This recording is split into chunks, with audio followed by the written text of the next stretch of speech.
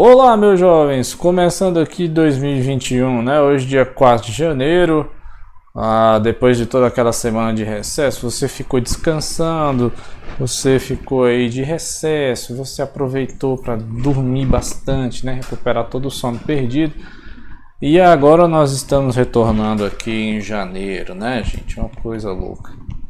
Mas enfim, agora nós vamos fazer os métodos para sistemas lineares, certo? Aí, tudo que você aprendeu sobre equações, guarda um pouquinho, né? Deixa guardado lá método de Newton, método da abscissão, deixa esse troço quieto, que agora os métodos vão ser para sistemas lineares, ou seja, a gente vai ter um monte de equação para tentar resolver tudo junto de uma vez só. E nós vamos desenvolver, né, métodos para calcular essas coisas. Os primeiros são os que a gente conhece como métodos diretos. Esses daqui, assim, você já viu, eu acho, né, em álgebra linear. Então, eu não vou fazer um vídeo assim tão extenso para chegar em todos os detalhes possíveis e imagináveis, né, para os sistemas lineares com resoluções diretas. O foco nosso de cálculo numérico são os sistemas, os métodos indiretos, certo? Os métodos indiretos, não é indireto que o pessoal chama, mas são métodos iterativos, certo? Então, nesse vídeo aqui, nós vamos falar sobre sistemas lineares e dois métodos que são a eliminação de Gauss e a decomposição LU, né? Eu costumo sempre dizer que se você não sabe fazer eliminação de Gauss, você não vai conseguir aprovação em álgebra linear nunca, nem comigo nem com outro professor, nunca você vai conseguir passar em álgebra linear. Aqui em cálculo numérico você pode até passar sem saber fazer eliminação, né? Mas assim, é uma coisa que a gente usa bastante. Então o vídeo aqui vai focar primeiro na parte de sistemas lineares, para a gente entender direitinho o que vai ser. E aí eu faço outros sobre eliminação de Gauss e outros sobre decomposição LU, beleza? Vamos para frente, né? A bibliografia desses dois arquivos aqui, né? O do livro da Ruggiero, só porque eu peguei um exemplo lá que estava lá. E o livro de cálculo numérico mesmo, que a gente está usando lá da Universidade Federal do Rio Grande do Sul, né? Que é o cálculo numérico em Python. Ok, uma motivaçãozinha aqui, tranquila e tal, para a gente entender quais são as estruturas dos problemas, né? Você tem aqui o consumo máximo de memória em megabytes, né, de dois processos x e y satisfaz essa igualdade aqui, x mais y igual a 30 em megabytes, certo? Ou seja, o processo está lá rodando e tal, os dois, e aí satisfaz essa equação, o consumo máximo. Aí eu estou falando, se o consumo simultâneo de memória total passa a ser de 60, mas o consumo de x é o triplo do original, qual deve ser o consumo máximo de y? Né? Então você tem aqui a equação do consumo máximo, que é definido, né, sempre por essa igualdade aqui, que eles satisfazem isso. E agora a pergunta, se essa bagunça aqui passa para 60, mais o consumo do x fica o triplo do original, né? Ou seja, você tem 3x aqui, mais y, agora vai ser 60, né? Se tem que satisfazer isso daqui, se a soma dos dois tem que dar 30, mas esse aqui aumenta, quanto tem que ser y, né? E quanto tem que ser x? Isso aqui junto, né? As equações que a gente conhece como equações lineares, certo? Por quê? As grandezas que a gente quer resolver são em termos de x e y, mas aparecem apenas com somas, né? E produtos por constantes, certo? Essa é a mágica da álgebra linear. Quando você tem uma operação ou coisas em que você só soma estas coisas ou multiplica estas coisas por constantes, você está com uma equação linear, né? Você está com uma expressão linear. E aí eu botei aqui um pouquinho mais de detalhe, né, da equação linear, olha só que bonito. Né? Se você tiver n parâmetros daqueles lá, aí a gente costuma botar eles como xi, né? Se a equação que relaciona esses bandidos, né, apenas envolve múltiplos de xi e adições e subtrações, a gente tem uma equação que a gente chama de linear, né? onde esses múltiplos que eu falei aqui, esses múltiplos aqui são esses A1, A2, AN, né? São todos esses AIs aqui, certo? Então uma equação desse tipo é o que a gente conhece como equação linear, né?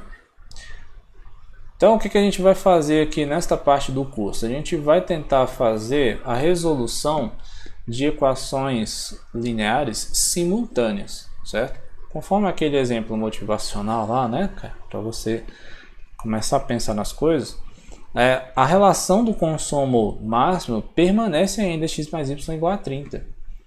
Agora a pergunta é, o que acontece se você passa a gastar, né, 60 megabytes e a relação entre este consumo novo é 3x mais y? Esta equação, que é a primeira, ela continua sendo válida, certo? Como é que você vai encontrar um x e um y que satisfaça as duas simultaneamente, né? Não sei, né? Aí tem que resolver o sistema, né? Tal. Dá para resolver naquela bagunça lá de isolar um e substituir na do outro? Dá, né, gente? Isso aqui dá para fazer também. Mas enfim, a gente não vai usar esse método de substituição tão simplória, porque às vezes as equações são, né, grandes demais para substituir. Isso daqui, cara, né, é a caracterização de um sistema linear, né? Geralmente eu boto assim, com a chavezinha, porque aqui eu não consegui botar e tal, deu problema, pá. Então você tem várias equações, né, em que aqui os parâmetros xn é o que a gente chama de variáveis também, né, do problema. E aqui você tem o seguinte, ó, essas somas todas aqui diferentes, né, com equações distintas, isso gera um sistema linear, né, um sistema de equações lineares. E aí, o que você vai querer encontrar, né? Qual é a combinação de x e y que satisfaz essa solução aqui, né? Aqui tem uns problemas, aqui tem uma loucura aqui, cara, porque o meu x aqui era para ser x5, né, gente? Eita, isso aqui tudo tá errado aqui, ó. Eita, fé. Era para ser assim, ó, 5.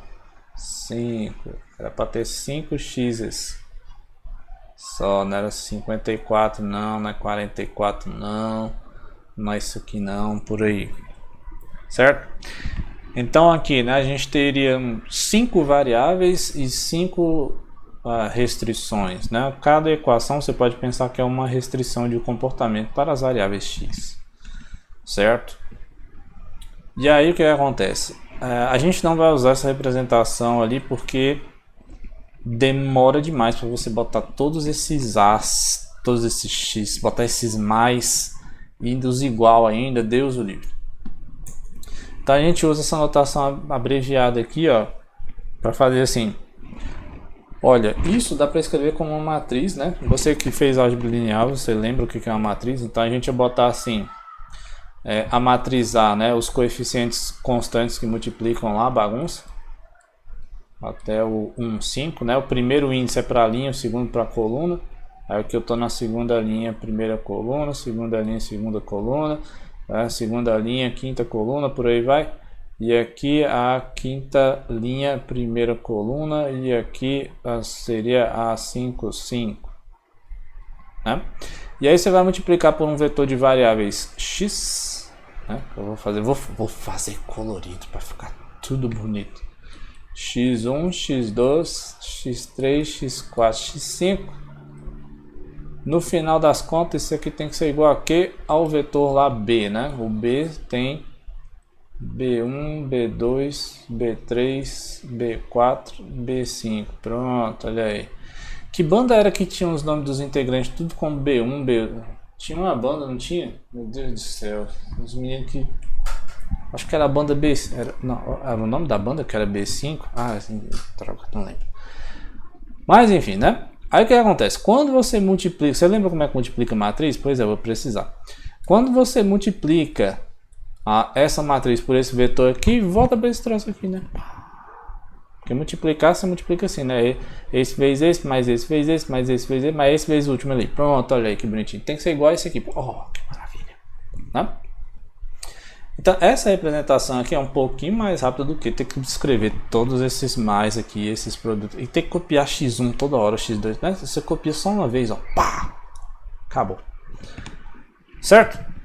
E aí, o que acontece? Esses, né, infelizes sistemas lineares, eles satisfazem um padrão de solução. Ou eles têm uma única solução, ou tem infinitas, ou não tem nenhuma. Certo? Não tem um sistema. Olha, encontrei duas soluções possíveis. Mentira, você encontrou duas não. Ou você encontrou uma só, ou você tem uma infinidade de soluções possíveis, certo? Essa é a mágica dos sistemas lineares. Dá para você analisar isso quando a gente utiliza o plano. Deixa eu ver se tem tempo aqui para fazer isso aqui, né, cara? 10 minutos? 10 minutos, eu acho que era o último, né? Dá tempo de fazer um exemplinho aqui, ó, para você entender no plano, né? Então faz de conta aqui que você tem duas equações, certo? Vou botar assim, ó. A primeira equação assim vai ser ax mais... não vou botar assim. A1x mais A2y igual a B1, certo? E a outra equação eu vou botar aqui dessa cor aqui.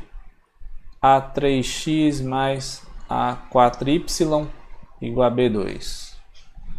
Certo? Esse aqui vai ser o sistema linear aqui, certo? No plano.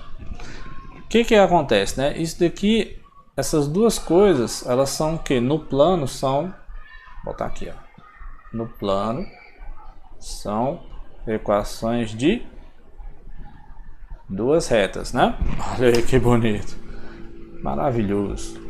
E aí o que acontece? Às vezes no plano, para esse sistema aqui, você vai ter duas coisas. Então faz de conta que a primeira aqui que eu falei aqui, gente, tem uma única solução, né? Então você faz de conta que aqui essa reta aqui é azul. E ali você tem a reta outra ali. Onde é que tá a solução desse negócio, né, cara? Tá bem aqui, ó. A solução é aonde? Onde esses dois bandidos se interceptam, né? Por quê? O x e o y tem que satisfazer a primeira equação e a segunda equação. Se você olha só para a reta aqui dessa cor, está satisfazendo essa daqui. Se você olha só para essa reta aqui, está satisfazendo só a primeira equação. Qual é o único ponto que satisfaz as duas, né? Esse aqui. Olha aí. Que é o x0 e y0, ponto onde tem interseção. Então, quando você está procurando soluções de sistemas lineares, você está procurando esse pontinho aqui, bonitinho, né? Tem uma única solução, né? Aí você pode, sei lá, você pode botar assim, ó, x estrela, você pode chamar de S, pode fazer o que você quiser, certo? Inclusive você pode ligar o computador na tomada porque ele aqui tá morrendo. Pera, calma. Opa! Pronto, tá vivo ainda. Pois é, então a solução dessa bagunça aqui vai ser o que? x0, y0 satisfaz esses dois casos aqui. Oh, que maravilha. Aí, você ainda pode ter o que? Ele pode possuir infinitas soluções, né? Aí, para o caso de possuir infinitas soluções, vai ser o seguinte. Você vai ter a reta lá, a primeira, e para ter infinitas soluções, você vai ter que ter que a outra reta seja bem em cima, né? Então olha só, né? As duas retas são, né, a mesma, certo? Ou seja, uma é múltiplo do outro, né? Uma é múltiplo da outra, certo? Então aqui você tem infinitas soluções, né? Ah, meu Deus do céu. Onde é que eu vou botar? Infinitas soluções. Porque qualquer ponto que você pega na reta azul vai estar em cima da reta rosinha aqui e acabou, né? E por último, o caso mais triste, né? Que é o caso sem solução. O caso sem solução é o que? Você tem uma reta aqui na azul. E para você ter uma, não ter nenhuma solução, você tem que ter outra reta. Pera, a outra reta aqui tem que ser, ah meu Deus, eu não sei, gente, vou roubar. A outra reta tem que ser o quê? Paralela, né? Olha aí, ó, olha aí que maravilha. Pronto, olha aí, certo? As retas paralelas, ou seja, são os mesmos coeficientes com B diferente. Olha aí, retas paralelas, né? Vou botar aqui, diferentes, certo? Ou seja, são os mesmos, vou botar assim, as, né? Com B's diferentes, certo? Então aqui, ó, nunca vai ter um ponto em que você vai conseguir fazer a solução do sistema, né? Não tem como fazer esse caso, né? Quanto tempo a gente tem aqui? Não tem mais tempo. Bom, pensa aí, sei lá, você bota assim, uma restrição que tem lá do primeiro, x mais y tem que ser igual a 30. Aí depois você muda, vou falar, x mais y tem que ser igual a 30 e x mais y tem que ser igual a 10. Como que a mesma coisa, né? X mais y vai ser igual a 30 e igual a 10? Não tem como, né? Certo? Esse foi um exemplo assim mais caótico, né?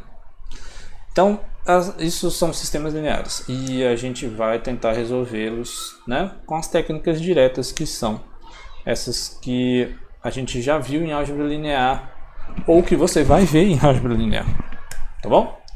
Então, no próximo vídeo a gente faz a primeira, que é a eliminação de Gauss.